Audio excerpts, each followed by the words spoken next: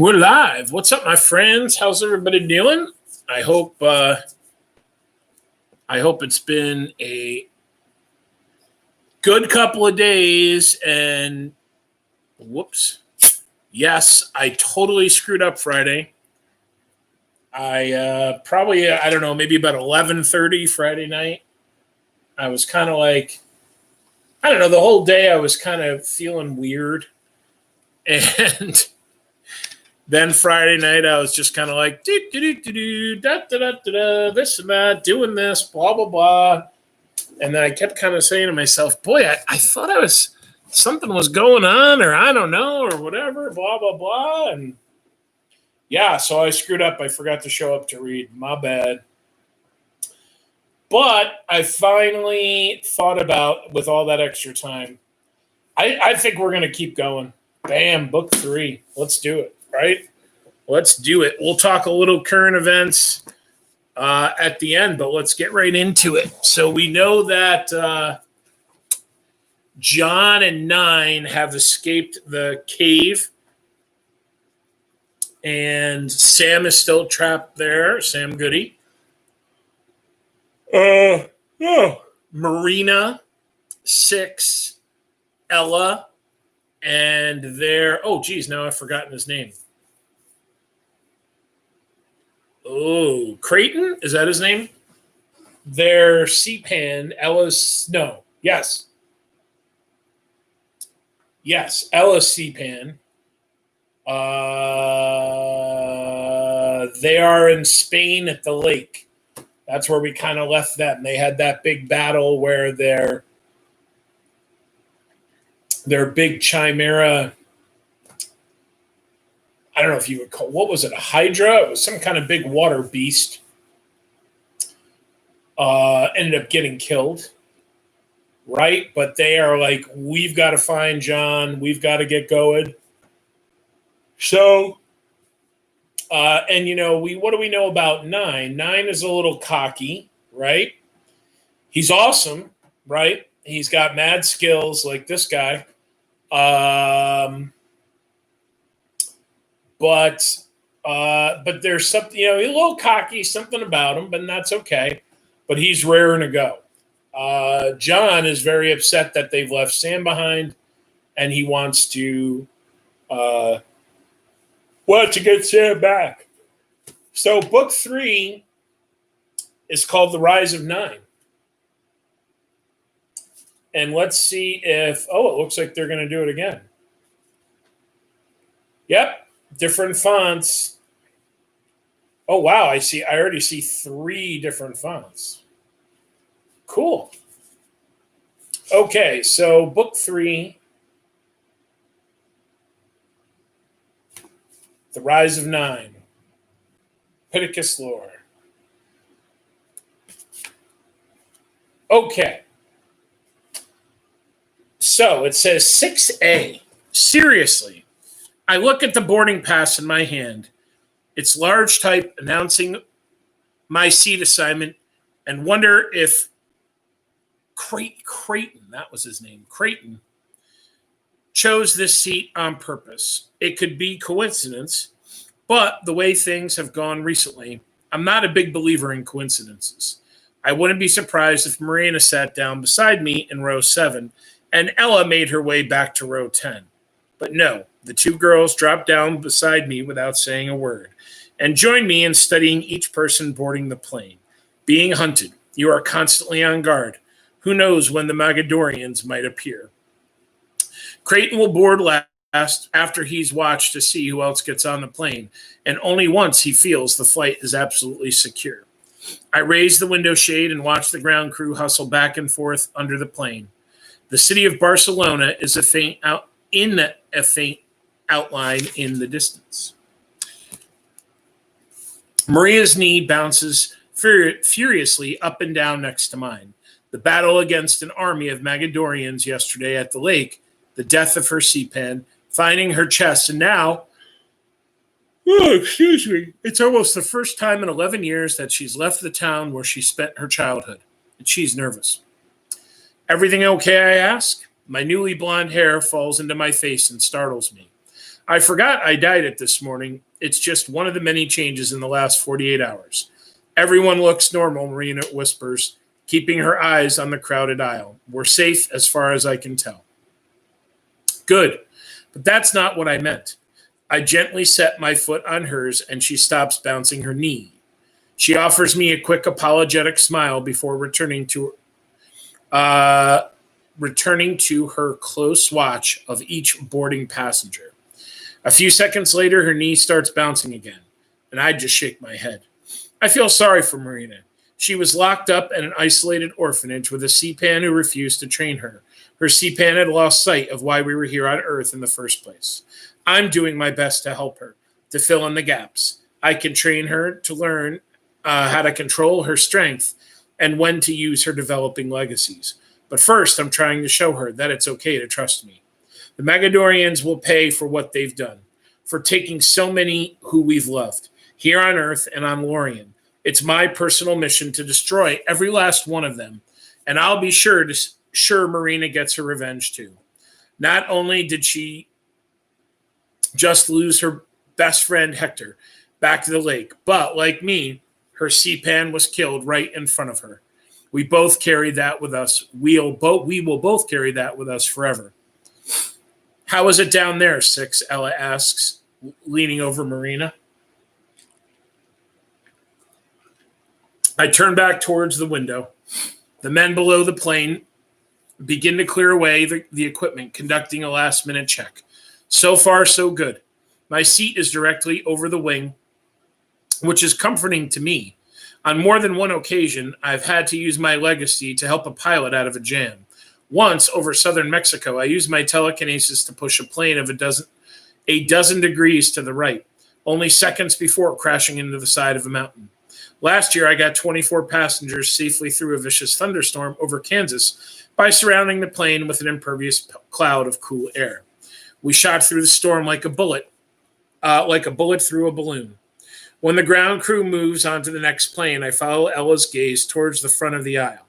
We're both impatient for Creighton aboard. That will mean everything is okay, at least for now. Every seat is full, but the one behind Ella. Where is he? I glance out the wing again, scanning the area for anything out of the ordinary. I lean down and shove my backpack under my seat. It's practically empty, so it folds down easily. Creighton bought it for me at the airport. The three of us need to look like normal teenagers, he says, like high school students on a field trip. That's why there's a biology textbook in Ella's lap. 6, Marina says. I hear her buckle and unbuckle her seat nervously. Yeah, I respond. You've flown before, right? Marina is only a year older than I am, but with her solemn, thoughtful eyes and her new sophisticated haircut that falls just below her shoulders, she can easily pass for an adult. Right now, however, she bites her nails and pulls her knees up to her chest like a scared child.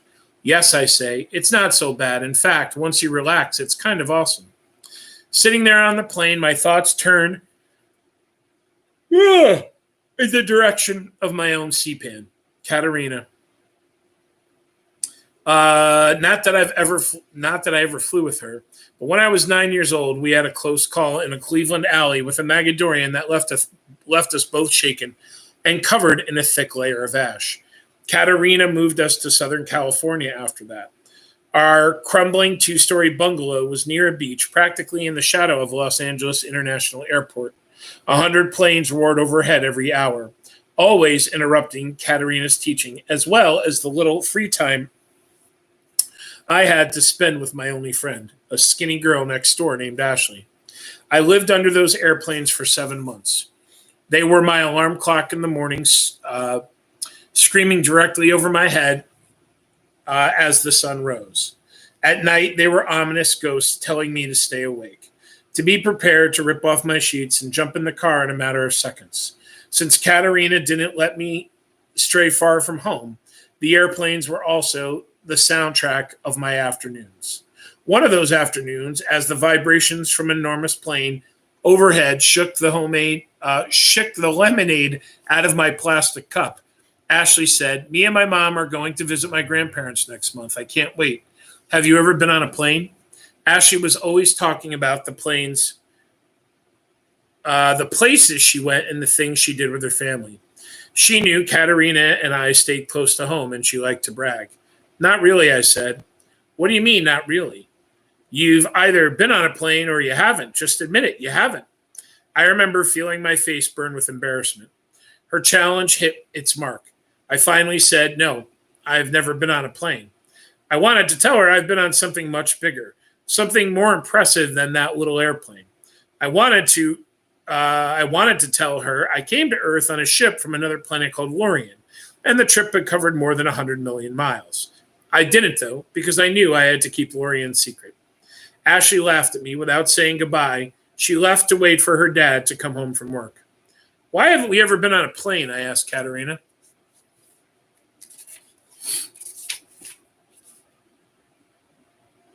Oh, I'm sorry. We asked Katerina that night. I asked Katerina that night as she peered out of the blinds of my bedroom window. "6," she said, turning to me before correcting herself. "I mean, Veronica, it's too dangerous for us to travel by plane. We'd be trapped up there. You know what could happen if we were thousands of miles in the air and then found out Moggs had followed us on board?" I knew exactly what could happen. I could picture the chaos, the other passengers screaming and ducking under their seats as a couple of huge alien soldiers barreled down the aisle with swords. But that didn't stop me from wanting to do something so normal, so human, as to fly on a plane from one city to the next. I spent all my time on Earth unable to do things other kids my age took for granted. We rarely stayed in one place long enough for me to meet other kids, let alone make friends. Ashley was the first girl Katerina had ever allowed over to our house. Sometimes, like in California, I didn't even attend school if Katerina thought it would be safer. I knew why all was necessary, of course. Usually I didn't let it bother me, but Katerina could tell that Ashley's superior attitude had gotten under my skin. My silence the following days must have cut through her, because to my surprise, she brought us 2 round-trip airline tickets to Denver. The destination didn't matter. She knew I just wanted the experience. I couldn't wait to tell Ashley. But on the day of the trip, standing outside the airport, Katerina hesitated. She seemed nervous. She ran her hand through her short black hair. She had dyed and cut off the night before, just before making herself a new ID. A family of 5 walked around the curb, dragging heavy luggage, and to my left, a tearful mother said goodbye to her 2 young daughters. I wanted nothing more to do than to join in, to be a part of this everyday scene. Katerina watched everyone around us while I fidgeted impatiently by her side. "No," Katerina finally said, "we're not going. I'm sorry, Veronica, but it's not worth it." We drove home in silence, letting the screaming engines of the planes passing overhead speak for us. When we got out of the car on our street, I saw Ashley sitting on her front steps. She looked at me walking towards our house and mouthed the word liar. The humiliation was almost too much to bear. But really, I was a liar. It's ironic. Lying was all I had done since I arrived on Earth. My name, where I was from, where my father was, why I couldn't stay the night at another girl's house. Lying was all I knew, and it was what kept me alive. But when Ashley called me a liar the one time, I was telling someone the truth. I was unspeakably angry. I stormed to my room, I slammed the door, and I punched the wall. To my surprise, my fist went straight through it. Katerina slammed my door open, wielding a kitchen knife and ready to strike. She thought the noise she heard must be Moggs. When she saw what I had done to the wall, she realized that something had changed with me. She lowered the blade and smiled. "Today's not the day to get on a plane, but it's the day you're going to start training." 7 years later, sitting on this plane with Marina and Ella, I hear Katerina's voice in my head. We'd be trapped up there. But I'm ready for that possibility now, in ways that Katerina and I weren't before. I've since flown a dozen times and everything has gone fine. However, this is the first time I've done it without using my invisibility to sneak on board. Sorry. I know I'm much stronger now, and I'm getting stronger by the day. If a couple of Mog soldiers charged at me from the front of the plane, they wouldn't be dealing with a meek young girl. I know what I'm capable of. I'm a soldier now, a warrior. I am someone to fear, not to hunt. Marina lets go of her knees and sits straight up, releasing a long breath. In a barely audible voice, she said, I'm scared. I just want to get in the air. You'll be fine, I say. She smiles, and I smile back at her. Marina proved herself to be a strong ally with amazing legacies on the battlefield yesterday. She can breathe underwater, see in the dark, and heal the sick and wounded. Like all guards, she also has telekinesis. And because we're so close in order, I'm number 6 and she's number 7. Our bond is special. When the charm still held and we had to be killed in order, the Magadorians would have had to get through to me before they could get to her. And they never would have gotten through me. Whoa! Ella sits silently on the other side of Marina as we continue to wait for Creighton. She opens the biology book in her lap and she stares at the pages. Our charade does not demand this level of concentration, and I'm about to lean over and tell her, but then I see she isn't reading at all. She's trying to turn the page with her mind, trying to use telekinesis, but nothing's happening. Ella is what Creighton calls an Asturnus, someone born with the ability to move back and forth between ages. But she's still young and her other powers have not developed. They will come in their own time, no matter how impatiently she wills them to develop. Ella came to Earth on another ship, and I didn't know existed until John Smith.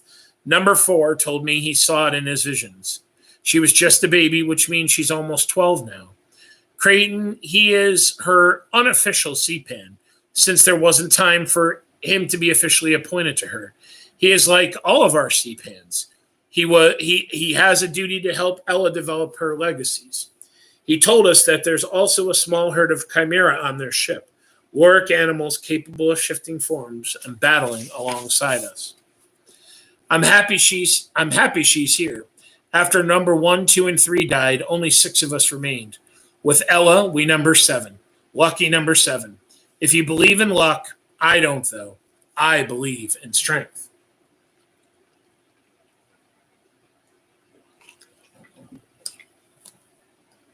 Finally, Creighton squeezes down the aisle carrying a black briefcase. He's wearing eyeglasses and a brown suit that looks too big for him. Under his strong chin is a blue bow tie. He's supposed to be our teacher. Hello, girls, he says, stopping next to us. Hi, Mr. Collins, Ella responds. It's a full flight, Marina says. That's code for everyone on board looks okay. To tell him everything on the ground appears normal, I say, I'm going to try to sleep. He nods and he takes his seat directly behind Ella. Leaning forward between Marina and Ella, he says, use your time on the plane wisely. Please study hard. That means don't let your guard down. I didn't know what to think of Creighton when we first met. He's stern and quick-tempered, but his heart seems to be in the right place, and his knowledge of the world and current events is incredible. Official or not, he has taken his CPAN role seriously.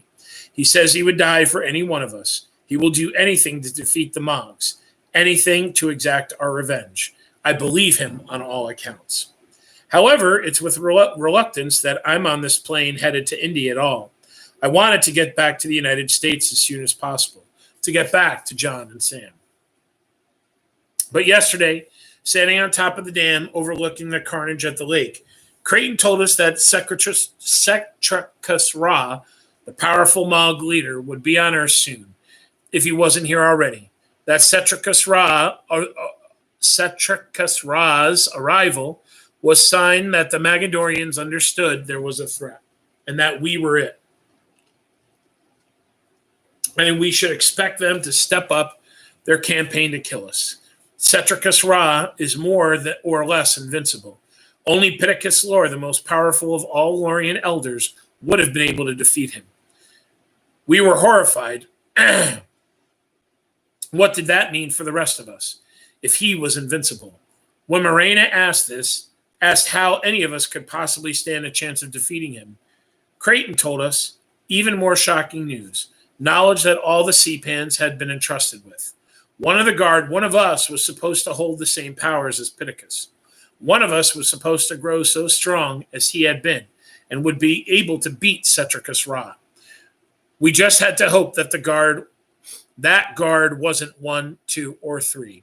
That is one of us, one of the ones still alive. If so, we had a chance. We just had to wait to see who it was and hope that these powers showed themselves soon. Creighton thinks he's found him, the guard who holds Pittacus's power. I've read about a boy who seems to have extraordinary powers in India, he told them. He lives high in the Himalayas. Some believe him to be a Hindu god, Vishnu, reincarnated. Others believe the boy is an alien imposter with the power to physically alter his form. Like me, Papa, Ella had asked. Their father-daughter relationship took me by surprise. I couldn't help but feel a touch of jealousy. Jealousy that she still had a CPAN, someone to turn for guidance. He's not changing ages, Ella. He's changing into beasts and other beings. The more I read about him, the more I believe he's a member of the Guard. The more I believe he may be the one who possesses all of the legacies, the one who can fight and kill Cetricus Ra. We need to find him as soon as possible.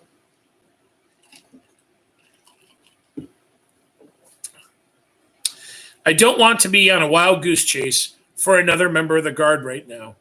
I know where John is or where he's supposed to be. I can hear Katerina's voice urging me to follow my instincts, which are telling me we should connect with John first before anything else. It's the least risky move, certainly less risky than flying around the world based on Creighton's hunch and rumors on the internet. It could be a trap, I say. What if those stories were planted for us to find?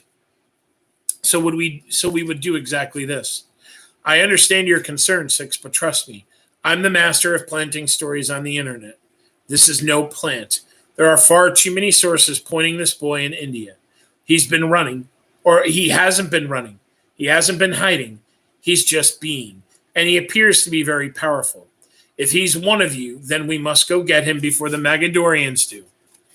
We'll go to America to meet up with number 4 as soon as the trip is over, Creighton said. Marina looked at me. She wanted to find John almost as much as I did. She'd been following the news of his exploits online, and she'd had a similar feeling in her gut that he was one of us, a feeling I had confirmed for her. Promise? She asked Creighton. He nods. The captain's voice breaks through my reverie. We're about to take off, and I want so badly to redirect the plane and point it towards West Virginia, towards John and Sam. I hope they're okay. Images of John being held in a prison cell keep entering my mind. I never should have told him about the Mog base in the mountain, but John wanted to get his chest back, and there was no way I could convince him to leave it behind. The plane taxis down the runway, and Marina grabs my wrist. I really wish Hector was here. He'd have something smart to say right now to make me feel better. It's okay, Ella says, holding Marina's other hand. You have us. And I'll work on something smart to say, I offer. Thanks, Marina says, though it sounds like something between a hiccup and a gulp. I let her nails dig into my wrist, and I give her a supportive smile. And a minute later, we are airborne. Oh, we're doing super on time. All right, chapter 2. I don't know. We might probably can't get through this, but we'll get a good chunk. Oh, wait a minute. Oh, we'll probably get through this next chapter. The next chapter is a short one. The one after that is another long one. Chapter 2, new text, new font. I've been in and out of consciousness for the past 2 days, rolling back and forth in a hallucinating sickness. The effects from the blue force field outside the Magadorians' mountain have lingered far longer than 9 told me they would, both mentally and physically. Every few minutes, my muscles seize and sear with pain. I try to distract myself from the agony by looking around the tiny bedroom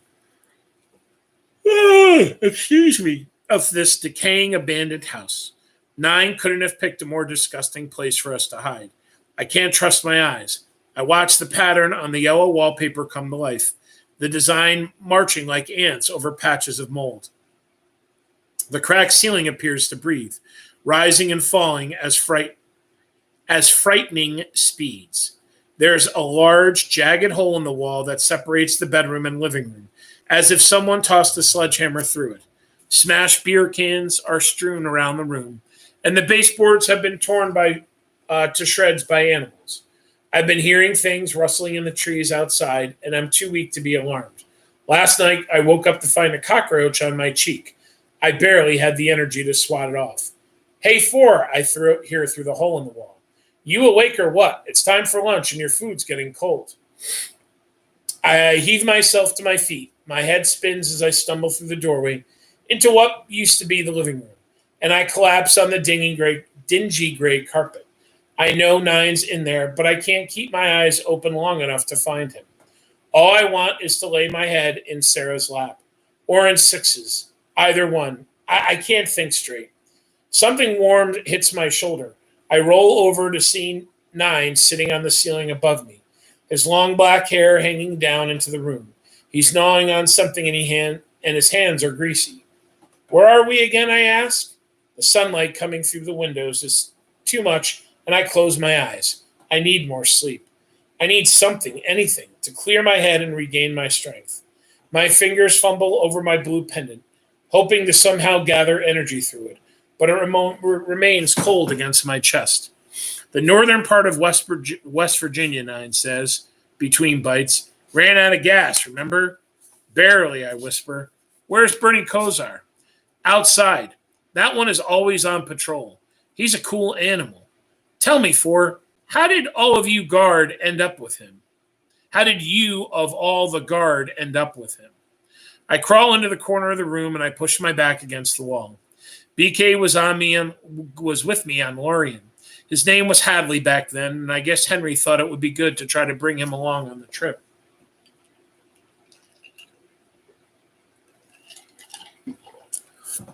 Nine throws a tiny bone across the ceiling.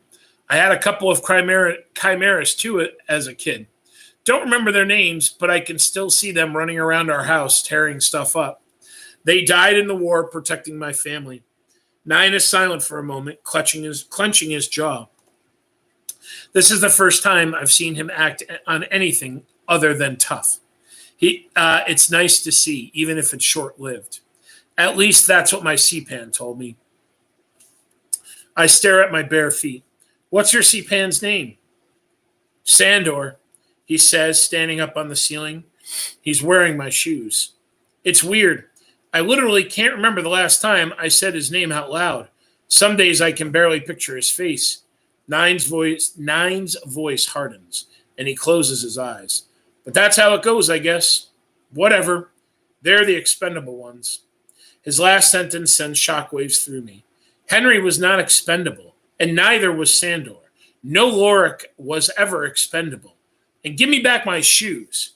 Nine kicks my shoes into the middle of the room, then takes his time walking first along the ceiling, then down back the wall. All right. I know he wasn't expendable, man. Sometimes it's just easier to think of him that way, you know? Truth is, Sandor was an amazing CPAN.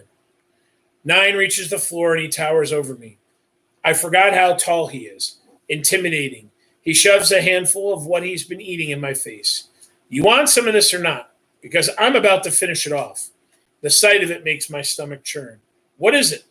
Barbecued rabbit, nature's finest. I don't dare open my mouth to respond, afraid that I might get sick. Instead, I stumble back towards the bedroom, ignoring the laughter that follows me. The bedroom door is so warped it's nearly impossible to close, but I wedge it into the door frame as tightly as I can.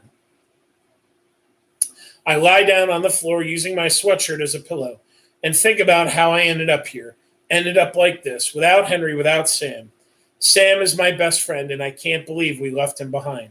As thoughtful and loyal and supportive as Sam is, traveling and frightening alongside of me for the last few months. Nine is so very not.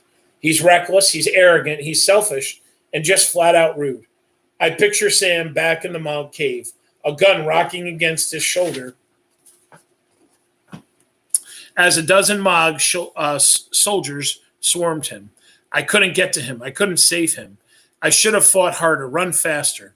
I should have ignored Nine and gone back to Sam. He would have done the same for me. The immense amount of guilt I feel paralyzes me until finally I fall asleep. Oh my goodness, excuse me. It's dark, and I'm no longer in a house in the mountains with Nine. I no longer feel the painful effects of the blue force field. My head is finally clear, although I don't know where I am or how I got here. When I shout for help, I can't hear my voice, even though I feel my lips moving. I shuffle ahead, hands out in front of me. My palms suddenly start to glow with my lumen. The light is dim at first, but quickly grows into two powerful beams. John, a hoarse whisper, says my name. I whip my hands around to see where I am, but the light reveals only empty darkness. I'm entering a vision. I angle my palms toward the ground so my lumen will light my way. I start towards the voice. A hoarse whisper keeps repeating my name over and over. It sounds young and full of fear. Then comes another voice, gruff and staccato, barking orders. The voice becomes clearer. It's Sam, my lost friend, and Cetricus Ra, my worst enemy. I can tell I'm nearing the Magadorian base. I can see the blue force field, the source of so much pain. For some reason, I know it won't hurt me now, and I don't hesitate to pass through it. When I do, it's not my screams I hear, but Sam's. His tortured voice fills my head as I entered the mountain and move through its maze-like tunnels. I see the charred remains of our recent battle, and from when I tossed the ball of green lava as the gas tanks at the mountain's bottom, sending a sea of fire raging upwards. I move through the main cavernous hall and its spiral ledges. I step onto the arched stone bridge Sam and I so recently crossed under the cloak of invisibility. I keep going, passing through tributaries and corridors, all while being forced to listen to my best friend's crippling howls. I know where I'm going before I get there. The steady incline of the floor lands me in a wide room lined with prison cells. They are there. Cetricus Ra is standing in the middle of the room.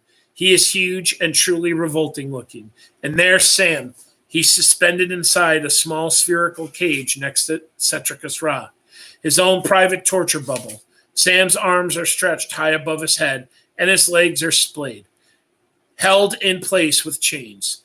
A series of pipes are dripping steaming liquid onto various parts of Sam's body.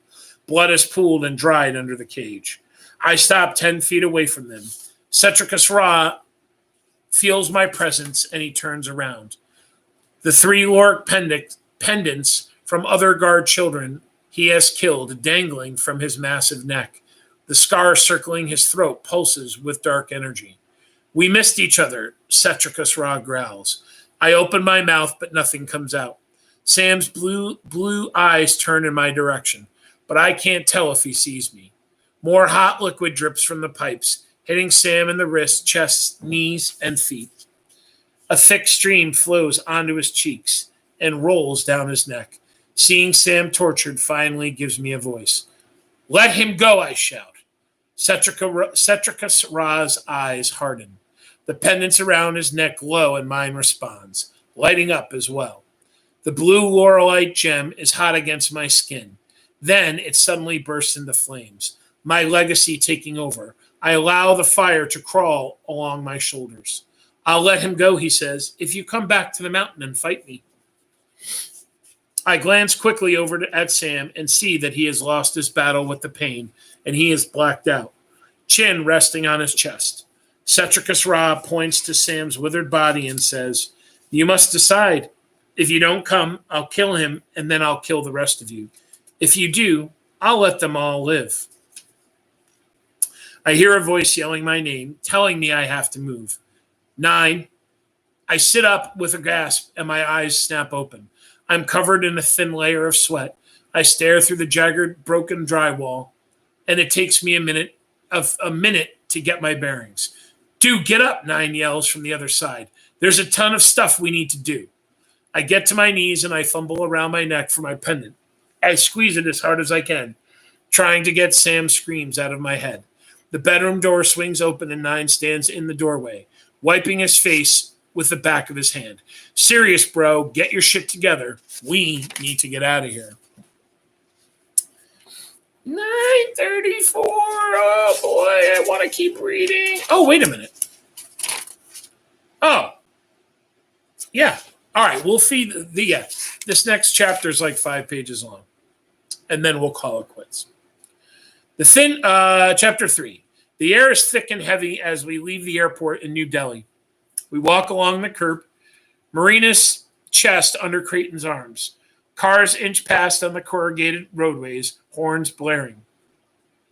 Did I say corrugated? Congested. Holy cow. The four of us are on alert for signs of trouble. Even the slightest indication we're being followed. We reach an intersection and are jostled on all sides. Women shove by with tall baskets balanced on their heads. Men with buckets of water draped over their dark shoulders shout for us to get out of their way. The smells and the noise, the physical proximity of the busy world around us could overwhelm us, but we stay vigilant. There's a bustling market on either side of the street that looks like it stretches for miles.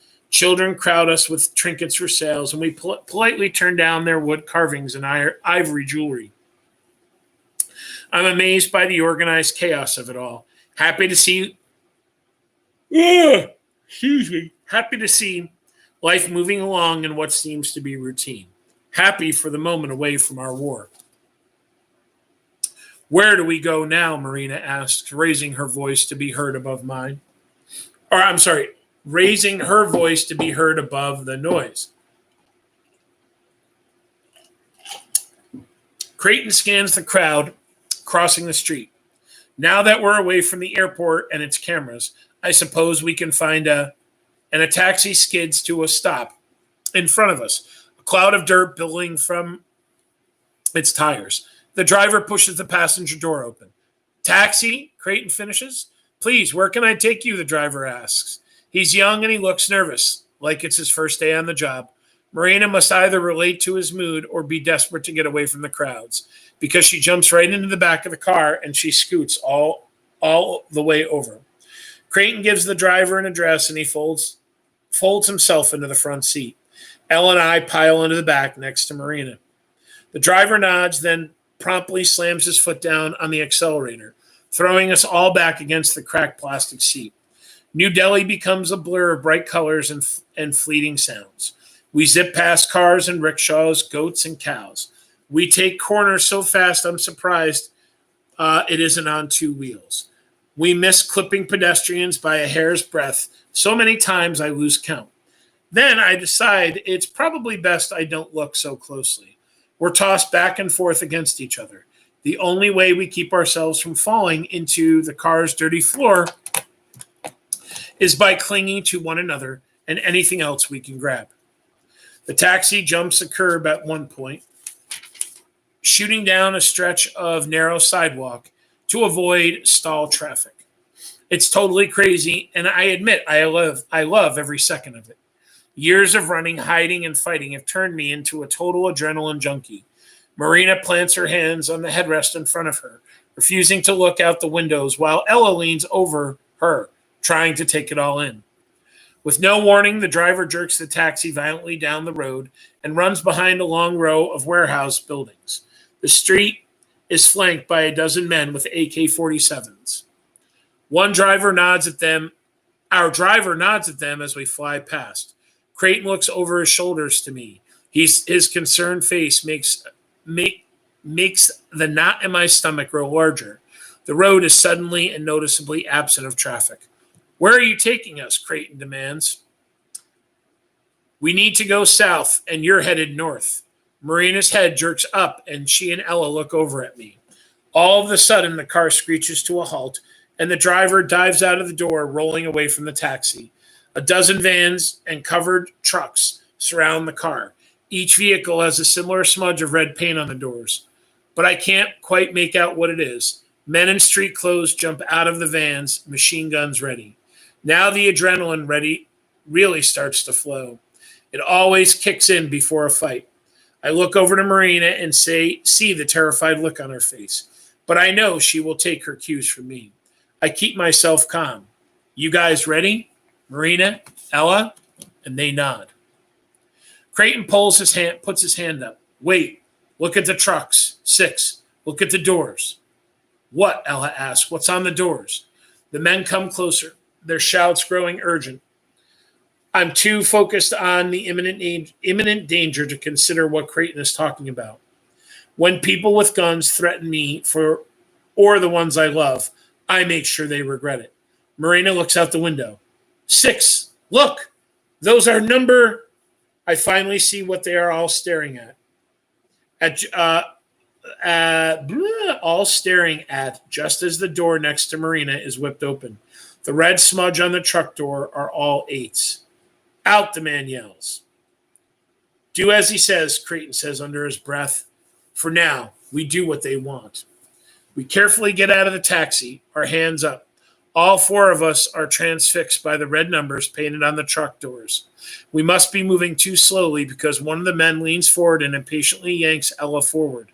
She loses her balance and she falls down. I can't help myself. I don't care if they're with number 8 or not. You don't knock an 11-year-old girl to the ground. I heave the man into the air with my mind, tossing him onto the roof of the warehouse across the street. The other men panic, whipping their guns around and screaming to one another. Creighton grabs my arm. Let's find out why they're here, and if they know number 8. If we need to, we'll strike with full force then. Still furious, I shake off my hand, but I nod. He's right. Excuse me, he's right. We don't know what they want with us. Better to find out before they're unable to explain. A tall bearded man wearing a red beret steps out of one of the covered trucks and slowly walks towards us. His smile is confident, but his eyes are wary. A small pistol sticks out of his shoulder holster. Good afternoon and welcome, he says in a thickly accented English. I am Commander Grayesh Sharma of the rebel group Vishnu Nationalist 8. We come in peace. Then what are the guns for? Creighton asks. The guns were to convince you to come with us. We know who you are and would never engage in a battle with you. We know we'd lose. Vishnu told us you are powerful like him. How did you find us? Creighton demands. And who is Vishnu? Vishnu is all-prevailing essence of all beings, the master of the past, present, and future, the supreme God, the preserver of the universe. He told us you would be 4 in total, 3 young girls and 1 man. He asked me to convey a message to you. What is the message, I say? Commander Sharma clears his throat and says, his message is, I am number 8. Welcome to India. Please come and see me as soon as you can. Dun, dun, dun. Chapter 4. We're not going to start chapter 4 tonight. But we've done it, my friends. We are cruising through book 3. It's our 4th book reading together since school ended, though. And, it is what it is. I don't know if you guys heard, but there's a plan to return to school in September. It's a plan. It's been submitted. It looks like in one way or another, it looks like in September it's going to be a mix of in and out of school. That's the plan that was submitted. Does that mean it's the definite plan? No. Does it mean that the plans could possibly change? And absolutely. And I think it's probably going to. It looks like there's a schedule that they're trying to put together. It looks like, they are looking at what we did in the spring and what we needed to improve on. And I think that they've done a good job of kind of throwing stuff out there. So I think it's going to kind of be like we're going to see each other maybe a couple days a week, something like that, So that's good, right? That is good. But we'll see. I mean, we're still, today's what, July 19th. So I think we're still 4, 5, 6. We're still 7 weeks away from school starting. So, I guess there is some good news that looking at nationally, like the number of people, well, there's still way too many people dying of coronavirus. There's way too many people that still have it. Florida, Texas, California, some of these other states are still a hotbed. But I think in Florida, it looks like things might be a little bit better. But it looks like it's still not good. So, we need to stay vigilant. And we need to keep doing what we're doing. I think I had told you guys my uncle passed away. And so today, my aunt and my cousin came over. Just a couple of us. We wore masks. We stay spread apart. I think there's a couple points where we did take our masks off to eat. We made a nice meal and everything. But we just have to keep doing it. That's my opinion, And I think when we come back to school in the fall, it looks like, we are going to be required to wear face coverings, and we're going to be required to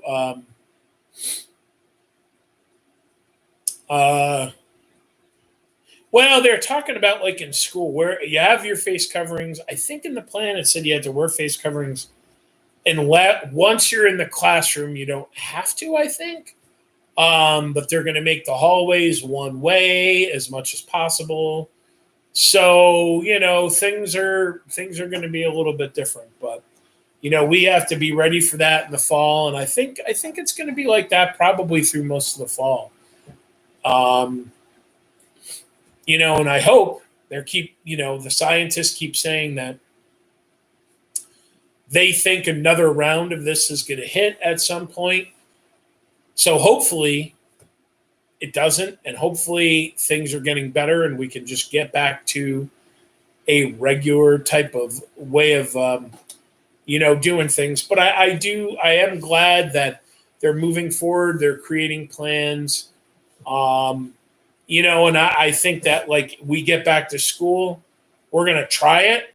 And I have a feeling that probably there are going to be certain things that are going to be a little bit of a train wreck, and they're going to say, yeah, nope, we're not going to be able to do that. We got to do this instead. And that's okay.